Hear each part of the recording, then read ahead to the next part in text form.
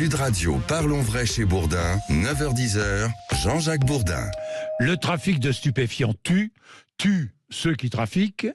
Règlement de compte qui se multiplie. Marseille, on en est à 39 morts, je crois, depuis le début de l'année. On était, sur toute l'année dernière, c'était 31. Mais il n'y a pas qu'à Marseille.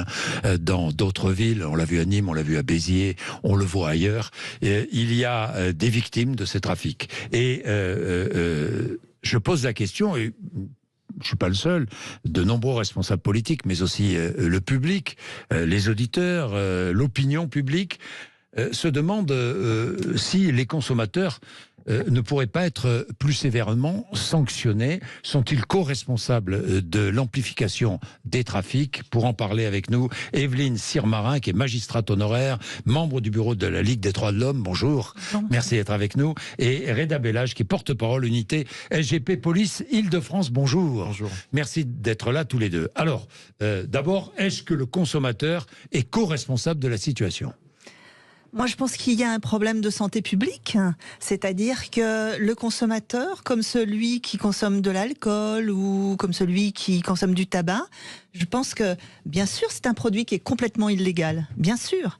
Le problème, c'est que le consommateur, lui, c'est quelqu'un qui, comme on dit, est accro à son produit et qui, je pense, doit être soigné. Et en cela, la France, à mon avis, est vraiment la lanterne rouge en Europe.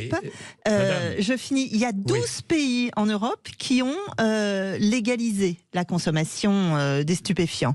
Et la France, elle, prend le chemin de la pénalisation. Continue à pénaliser, notamment par des amendes forfaitaires. C'est-à-dire 200 euros. Voilà, 150 € si vous payez en 15 jours si tout de suite, et 450 € 45 jours. Voilà, c'est ça. Alors, le problème que ça pose, c'est que ça n'a aucun effet sur la récidive, la prévention, parce que vous avez les moyens, vous les payez, les 150 €, et les gens le disent, ils refument un joint après, et puis c'est fini. Donc, la question, c'est de savoir si on fait comme dans d'autres pays d'Europe, et à mon avis, on y viendra de toute façon, c'est-à-dire la consommation de petites quantités, et la possession de petites quantités, comme l'Allemagne, comme la Belgique, les Pays-Bas, tous les pays qui entourent la France, sauf l'Angleterre, ont légalisé en quelque sorte, c'est-à-dire que la possession d'une petite quantité n'est pas pénalisée. En France, c'est 1 an de prison et 3 750 € d'amende si on ne paye pas l'amende forfaitaire. Et si vous voulez, pour finir, la question c'est est-ce que c'est efficace de pénaliser? C'est ça la question. Alors, il y a un problème moral. Oui. D'accord, c'est très mal de fumer, mais du cannabis, du tabac, de boire de l'alcool, c'est très mal. Attendez, il n'y a pas que le cannabis aujourd'hui, il y a d'autres drogues. Il y a le crack, etc. Et vous n'allez pas, le problème, c'est que la prévention, c'est bien beau, il faut accentuer la prévention, mais je vous pose une question, est-ce qu'il y a une recrudescence du nombre de consommateurs, alors que vous avez raison. Que vous les mettez tous sous prévention, tous sous contrôle médical, écoutez, sous suivi médical. Oui. Est-ce que ça sert à quelque chose de réprimer et de réprimer de plus en plus? Puisque la consommation, elle augmente. Oui. On a en France 1 million de personnes qui fument tous les jours du cannabis. Bon, donc on est depuis 50 ans, il y a plein de rapports parlementaires qui le disent, on est depuis 50 ans dans une politique de répression et la consommation, elle augmente tout le temps. Alors vous dites alourdir les amendes ne servira à rien. Mais oui, moi je dis qu'il faut soigner les gens. Vous êtes d'accord ou pas? Alors, j'aime bien discuter avec les collègues de terrain avant de faire un plateau. J'ai eu un collègue qui est chef d'un groupe stup. Il m'a dit qu'il faisait ça déjà pour aider ceux qui consomment. Alors il adore son métier, il adore traiter les affaires de stup et tout. Mais la problématique, c'est que si vous n'avez pas de demande, vous avez forcément moins d'offres. C'est-à-dire que si vous arrivez à limiter le nombre de consommateurs, forcément, vous aurez moins de vendeurs. Ça limite le trafic, évidemment. Et on l'a vu, alors on ne va pas à l'extrême, mais on l'a vu avec le Covid.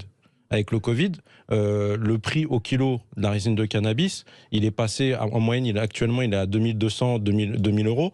À l'époque du Covid, et il était à 3000 €. Vous voyez ce que je veux dire? Et du coup, il y avait moins de consommation, il y avait moins de trafic, forcément. Ben, moins de trafic, les gens ne sortaient pas. Exactement. Moins de consommation, moins de trafic, moins de consommateurs. Alors, c'est pas du tout une revendication, mais les frontières étaient fermées. Bien sûr. Et du coup, voilà, il faut qu'aujourd'hui, on s'adapte. Je suis pas tout à fait d'accord avec Madame la magistrate, parce que je pense que la France n'est pas prête pour une légalisation, même si je suis pour la prévention, et je pense qu'il n'y en a peut-être pas assez.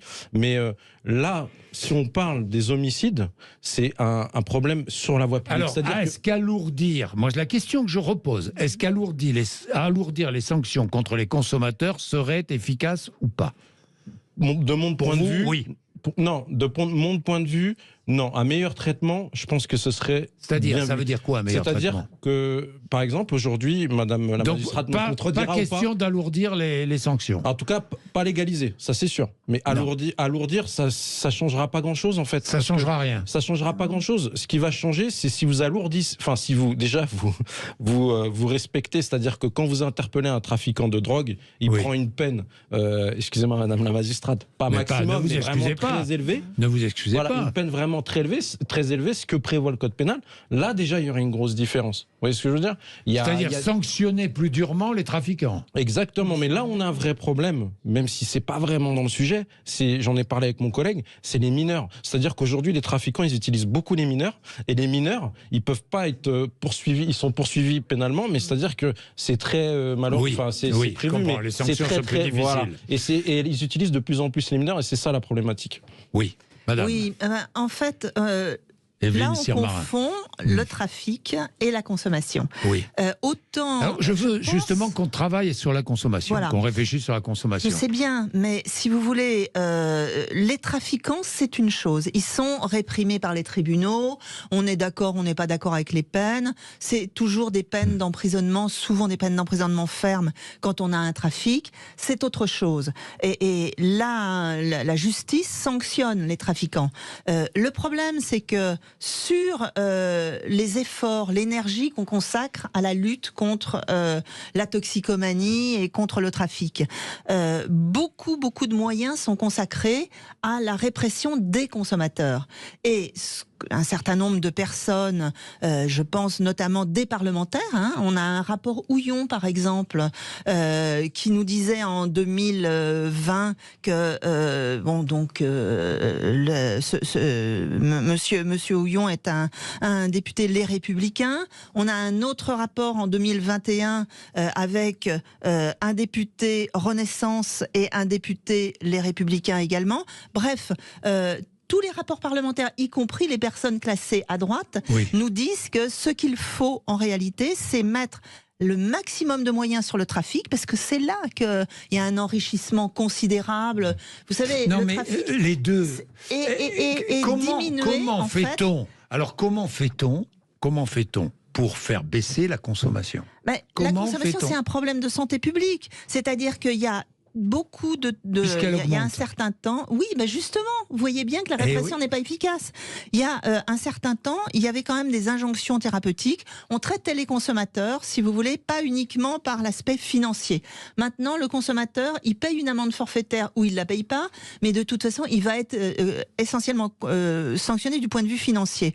Et on pense, beaucoup de personnes pensent, et notamment les magistrats du parquet, qui sont quand même pas spécialement des gens qui sont pas répressifs. Un certain nombre de policiers de police judiciaire avec qui moi je discute pensent que ce qu'il faut en fait pour la consommation, c'est essentiellement le problème du soin, et que donner des amendes, infliger des amendes, c'est pas efficace parce que vous payez. Et puis ensuite, c'est fini, c'est terminé. Mais les deux. Mais il n'y a pas de deux. Pourquoi ne pas combiner les deux? Non, mais oui, ça serait bien, mais on n'a pas les moyens, si vous voulez.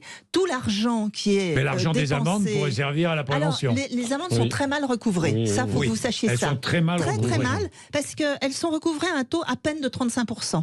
C'est-à-dire qu'il y a presque 70% des personnes qui ont des amendes et qui ne les payent pas. Et oui. Donc, Eh oui. vous allez quand même pas. Je sais bien que la loi le prévoit, 1 an d'emprisonnement pour de l'usage de stupes. Quand vous voyez les gens, C'est et jamais ça, prononcé. vraiment, monsieur, vous ne me contredirez pas, quand on voit l'état dans lequel sont les consommateurs, notamment de crack, etc., très bien, on peut les mettre à Fleury, on peut les incarcérer. Mais franchement, ça sert à rien. Oui. C'est-à-dire Oui, que... je suis d'accord, pour le coup, je suis d'accord avec mais vous. oui, mais oui, ils sortent, ils recommencent. Ce que disait mon collègue des stupes ce matin, c'est qu'il me dit, en fait, vous allez avoir le consommateur, le parquet ou le juge d'instruction va dire, voilà, injonction thérapeutique.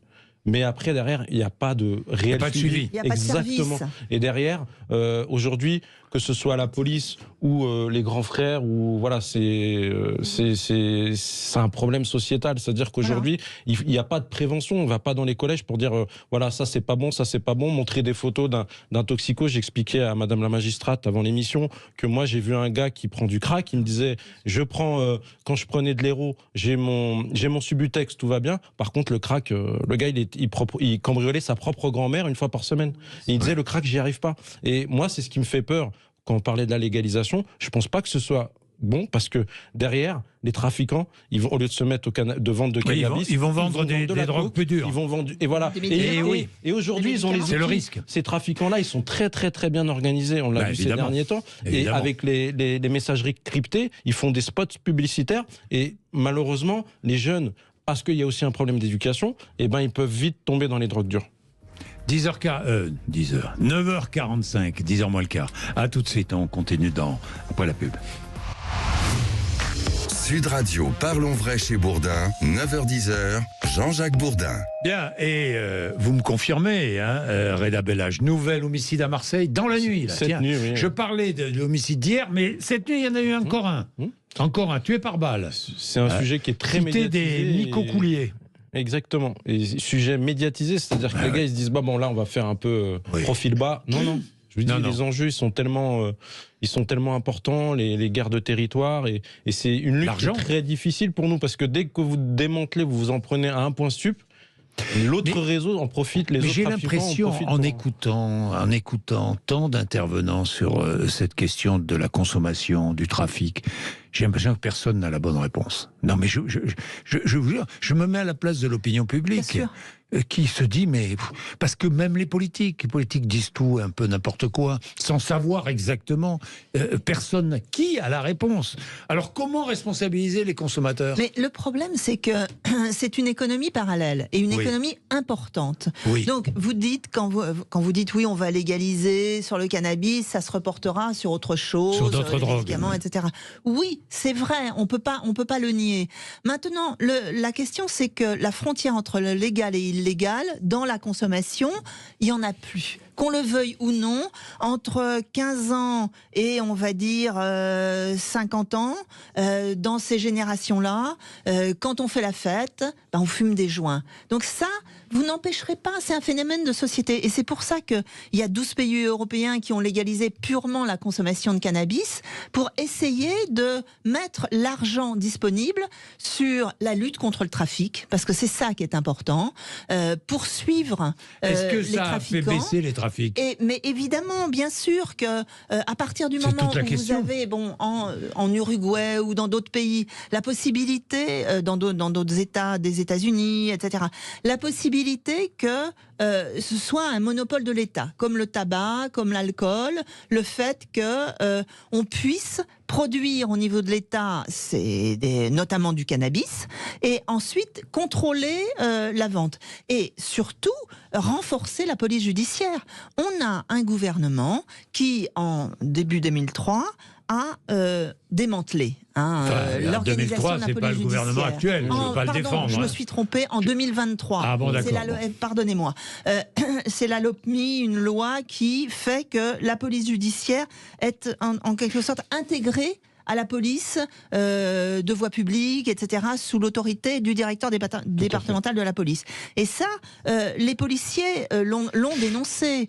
Il y a même une association les policiers, qui ils se plaignent surtout. Ils disent surtout, nous, les trafiquants et les petites mains, nous les interpellons, et le lendemain, les juges les libèrent.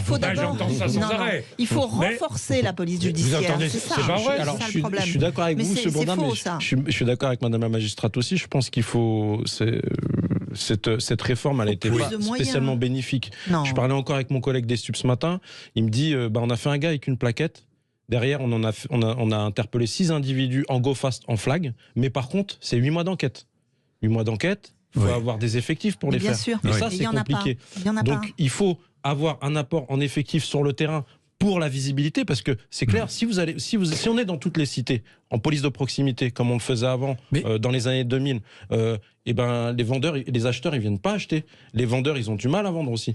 Vous voyez ce que je veux dire? Et on reprend. Faut empêcher les acheteurs de venir acheter. Mais oui, mais on est tout à fait d'accord. C'est-à-dire la structure de la police. Et au niveau judiciaire, il faut simplifier tout ce qui est écoute téléphonique, les réseaux sociaux. Je ne dis pas qu'il faut qu'on ait la main dessus. Je ne sais pas si la Ligue des droits de l'homme va être d'accord avec la simplification des écoutes téléphoniques. Non, mais au niveau de la procédure, une garde à vue, ce que j'expliquais à madame la magistrate, avant c'était 1 page et demie. Maintenant c'est 3 pages. Vous voyez ce que je veux dire? On a complexifié la chose. Et ça Par exemple, pour écouter des trafiquants, les conversations téléphoniques de trafiquants, c'est très compliqué. Il faut une autorisation du juge des libertés. Exactement. C'est tout. Il faut une ordonnance du juge des libertés. Et ça, c'est pareil. Et ça s'obtient facilement ou pas? Oui, ça s'obtient très facilement. mais bon, voilà, c'est beaucoup de procédures. C'est beaucoup de procédures. Oui, c'est beaucoup de procédures. Mais ça, c'est qu'est-ce que vous voulez? Mais pourquoi ne pas donner plus de liberté à la police? Mais parce que c'est la Cour européenne des droits de l'homme. Pour mener ces enquêtes. Mais oui, liberté encadrée, évidemment.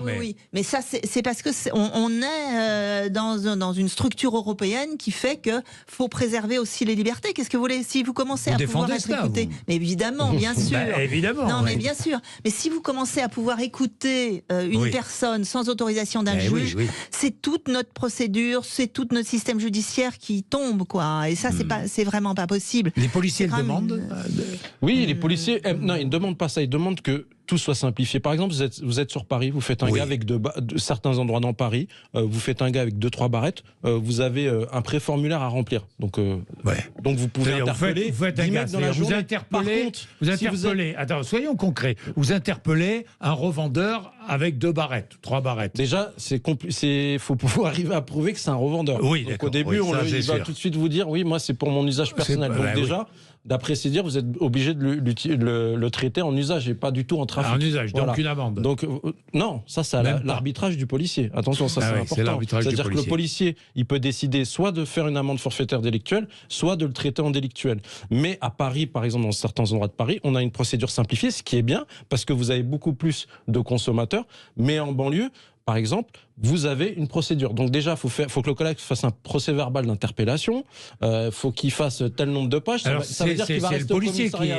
Voilà, ça veut dire qu'il va rester au commissariat au moins 2 heures pour rédiger sa procédure. Si vous êtes sur une circonscription, comme vous avez connu, Madame la magistrate Créteil, c'est à peu près 100 000 habitants. Mais alors, c'est un véhicule de police. On pourrait améliorer ça, non? Mais oui, mais il faut renforcer la police judiciaire. Exactement, la police judiciaire et la police de voie publique.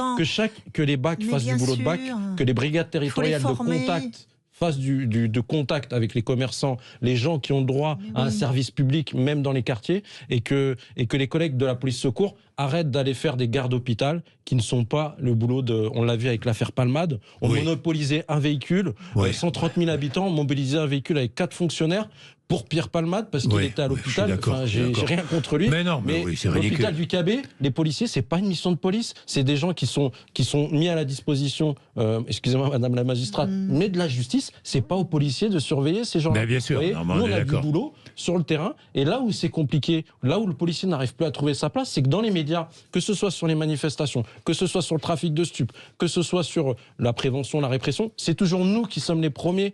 On a l'impression qu'on est les représentants de l'État. Et quand il y a une problématique dans une cité, comme vous l'avez connu, Champigny-sur-Marne, on l'a vu, on le voit aussi à Mantes-la-Jolie avec un mariage, on s'attaque au commissariat, au mortier. Voilà.